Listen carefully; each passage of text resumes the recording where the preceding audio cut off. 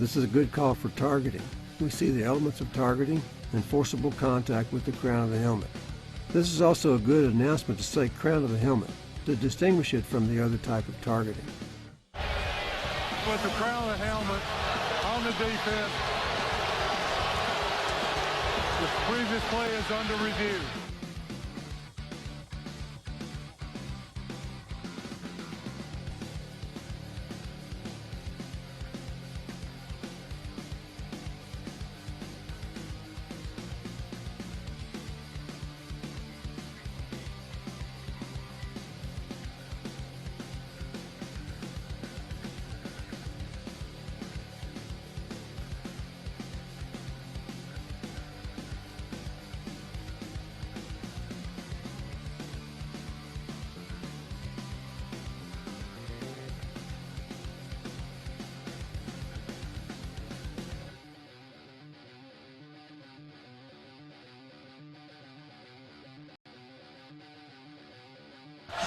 Here we miss a targeting foul on the action against the passer.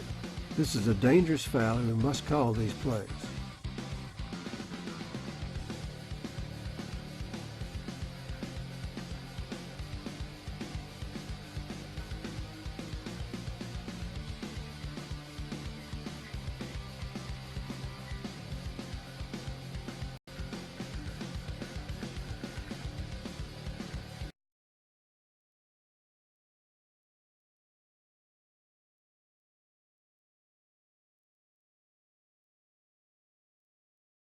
But it looks like he's going to stay conservative. 4th and 10. Wilkins lines up. He's going to air it all out to the goal line. Darby holds it in inside the 5. Here comes a flag. 6 seconds on the clock in the 4th. Multiple flags. Darby, who's been huge all night, and he just goes up, high points the football, takes a shot to the head by Trenton Thompson, but that ball might have hit the ground, Carter. It's clearly targeting. It's clearly targeting, but if this ball comes out and it's incomplete, then the incompletion. The ruling on the field of targeting is confirmed. Number 18 of the defense is disqualified. However, it was also determined that the pass was incomplete. They've got every much a shot as these other teams of getting to the conference championship. I agree. They're hot right now. Russo on first down. Nobody open. Shovels it to Mack, who cannot hold on and takes a big hit after the play. 2nd down. Jeff Collins is out on the field, and here comes a late flag. This appears to be a defenseless player, and Michael Pitts, the jack linebacker for the Bearcats, that may be his last play of the day. But the hit here. You know, and the difficult thing about that for Pitts is you don't know if he's going to catch that ball or not, and at what point do you pull up. Now, I get it. I understand what this ruling is for, and I mean this Temple sideline is going bananas. Jeff Collins having to be held back by his staff. Looking at this play for potential targeting. Targeting was not called on the field, but you can call for a replay review after the play to see if there was targeting. One more look. Does he lead with the crown of the helmet? If he does, then Pitts would be ejected for the remainder of this game. There's targeting on the play by number 43, defense. That 15-yard penalty will be enforced from the previous spot. Yards through the air.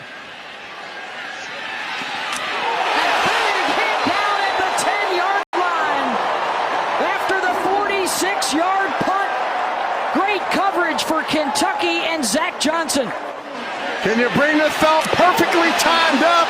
Excellent job by special teams. Completador, receptores de cada lado. Juanves va para atrás. El pase que queda también atrasado.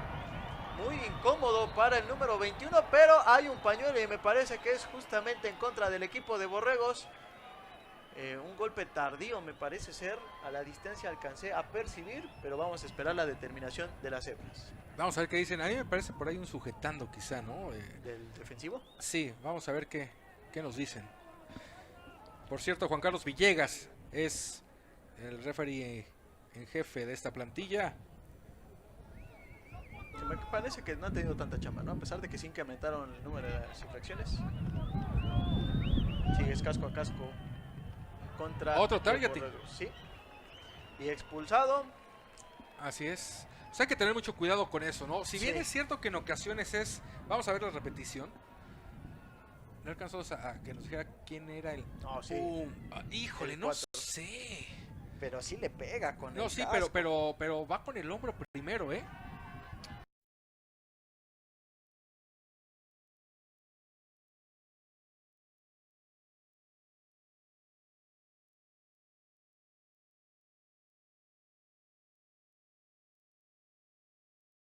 Formation. Now this first play we're going to look at, there's actually two wedges that are formed here. We're going to initially look at the back end at about the -45. You're going to see two players come together right there, shoulder to shoulder, and form a wedge, and that's clearly a foul. But then also back up the field, what you're going to see at the +45, two players come together, again, shoulder to shoulder to block for the ball carrier, and so that is a foul as well. So there's actually two-man wedges that are formed on this play that both would be considered fouls. Now play two, we're going to look at in the deep players. They're very clean, no wedge formed here, and so no foul. But if we go back and look at the front end of the formation at the -35, we're going to see two players come together shoulder to shoulder to block, and this would be a foul. Since there is a return, this would be a foul for an illegal wedge formation. Now this play three, in the back end, you're going to get a clear wedge formation. Now, we have a touchback here, so there's no foul, but clearly there's a foul there. And then also on the front end, you're going to see right at about the -30, we'll circle it up, and that is, again, a wedge formation where these two guys get shoulder to shoulder. And so both of these would be fouls. However, it's a touchback, so there's no foul on the play.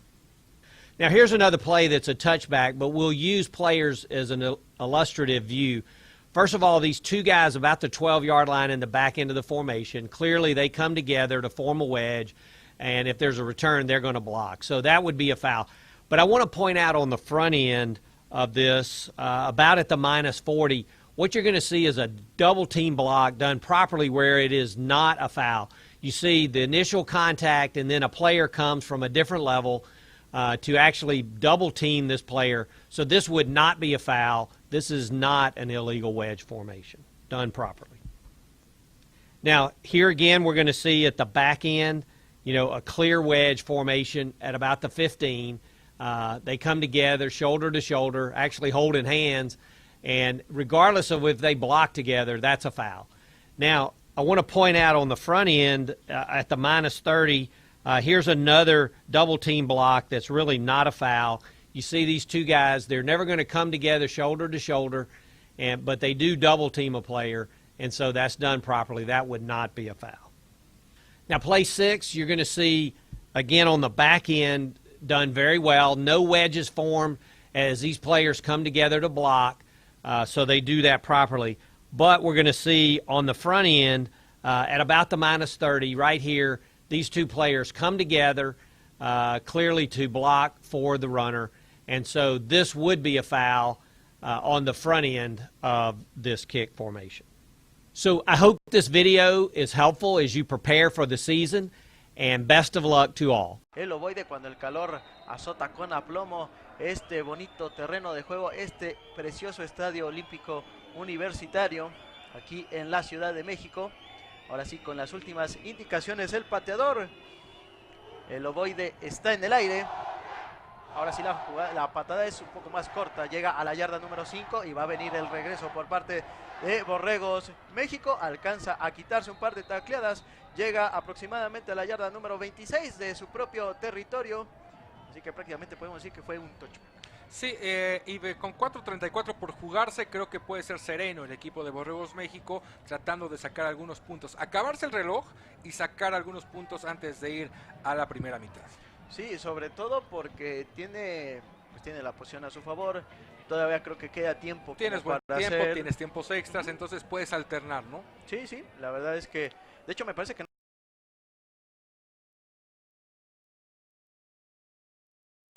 On this first play, this is a return of a kick, and you can see that there's a couple of blindside blocks at about the 35-yard line on this kick return. You get a couple of looks at these, and in each case, there's forcible contact, the player's in an attack mode, and he hits the opponent from the blind side. So by definition, that's going to be an illegal blindside block in 2019.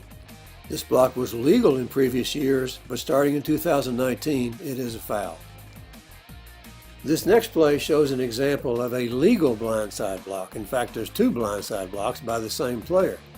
And notice all he does is basically screen the opponents or make them break stride. He doesn't make much contact at all, and this is a very effective play.